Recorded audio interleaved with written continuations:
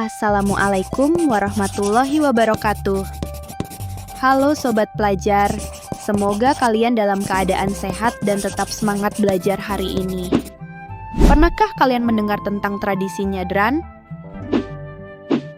Tradisi ini merupakan salah satu bentuk kearifan lokal yang kaya akan makna, namun belum banyak dikenal oleh generasi muda.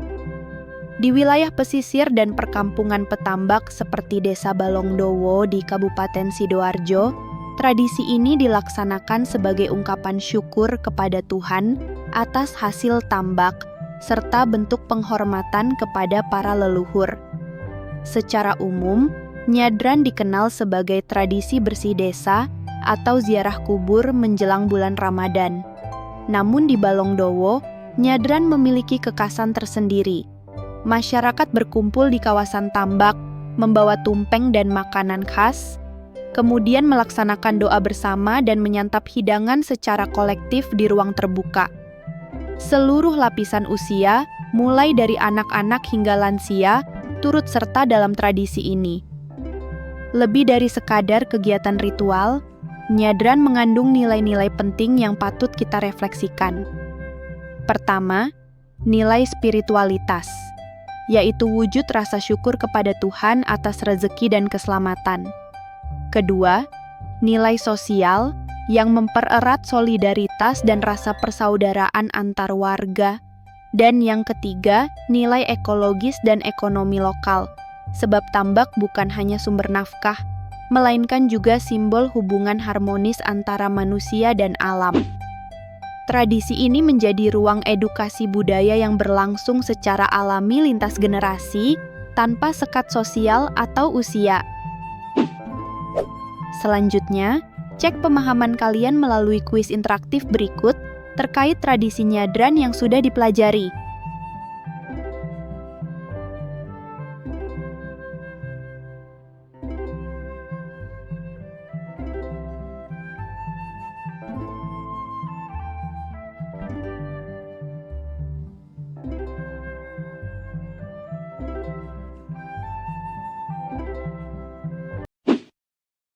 Setelah memahami makna budaya dalam tradisi nyadran, sekarang saatnya kita belajar menyuarakan pandangan melalui tulisan, yaitu esai argumentatif. Apa itu esai argumentatif? Esai argumentatif adalah jenis tulisan yang bertujuan untuk meyakinkan pembaca terhadap suatu gagasan dengan menyampaikan argumen logis, fakta akurat, dan contoh konkret. Esai ini tidak semata-mata opini pribadi, tetapi merupakan hasil pemikiran kritis yang disusun secara sistematis dan bertanggung jawab. Struktur esai argumentatif terdiri atas 3 bagian. 1. Pendahuluan. Pendahuluan adalah bagian awal yang berisi pengenalan terhadap topik yang akan dibahas di dalam teks argumentasi. Pada bagian ini, penulis akan menerangkan latar belakang alasan perlunya membahas topik. Penulis juga akan menyajikan pendapatnya tentang topik sebelum dibahas lebih lanjut di dalam bagian struktur berikutnya. 2. Badan argumen. Badan argumen adalah bagian inti dari teks argumentasi yang berisi argumen-argumen pendukung dari pendapat penulis di struktur pendahuluan. Artinya, pada bagian ini, penulis akan mengemukakan alasan dan bukti faktual yang telah disiapkannya untuk mendukung pendapatnya tersebut. Nah, kamu bakal melihat usaha penulis untuk meyakinkan dan memengaruhimu sebagai pembaca di struktur ini. 3. Penutup bagian terakhir yang berisi pemaparan dan penegasan kembali pernyataan pada struktur pendahuluan berdasarkan argumen-argumen dalam struktur badan argumen. Penulis kadang-kadang juga akan mengajak pembacanya untuk bertindak sesuai kehendaknya. Makanya, penulis akan berusaha untuk menyajikan penalaran terhadap keseluruhan argumennya agar dapat diterima. Menulis esai argumentatif menuntut kemampuan berpikir kritis dan penyampaian gagasan yang efektif. Pastikan esai kalian fokus, terstruktur, dan meyakinkan. Untuk mengukur pemahaman kalian, yuk jawab kuis interaktif terkait struktur teks argumentasi berikut.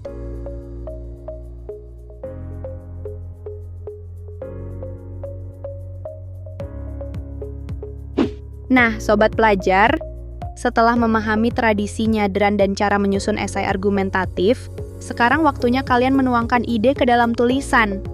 Namun sebelum mulai menulis, yuk kita lihat dulu contoh esai argumentatif tentang nyadran yang sudah disiapkan.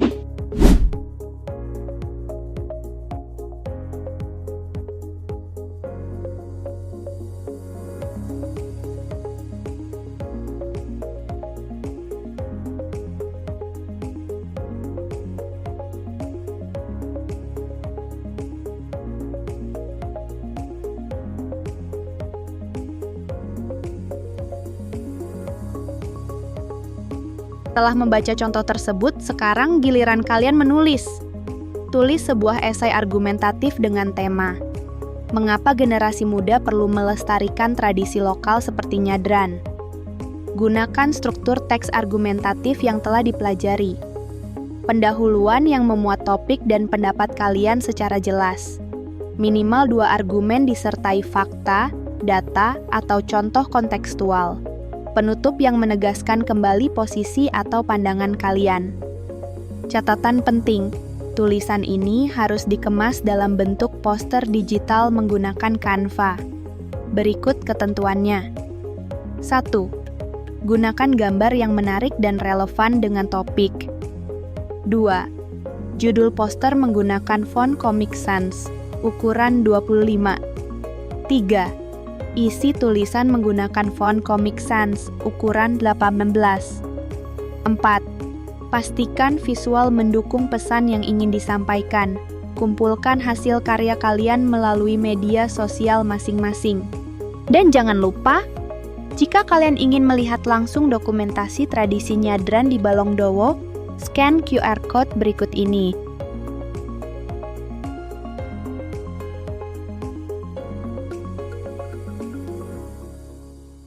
Teruslah menulis, teruslah mencintai budaya, dan jadilah generasi hebat yang berpikir kritis sekaligus membumi. Sampai jumpa di pembelajaran selanjutnya. Wassalamualaikum warahmatullahi wabarakatuh.